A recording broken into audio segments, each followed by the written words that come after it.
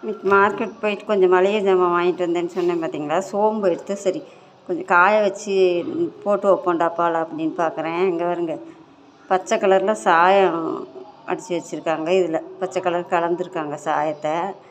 பாருங்க, நீங்களே நல்லா பாருங்க. பாருங்க, தெரியுதா சாயம் அடித்தது?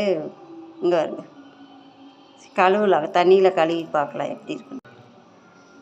தண்ணியில் போட்டுக்கலாம், போட்டுட்டு கழுவிட்டு பார்க்கலாம்.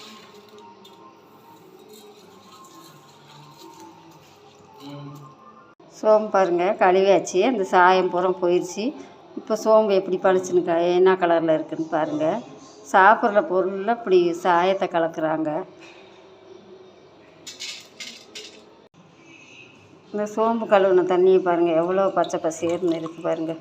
பார்த்து வாங்குங்க, ஜாமான் வாங்கும்போது, மளிகை ஜாமான் வாங்கும்போது இந்த மாதிரி கலராக கலந்துடுறாங்க. இப்போ கழுவுன பின்னாடி சோம்பு எப்படி இருக்குதுன்னு பாருங்கள் கலர்.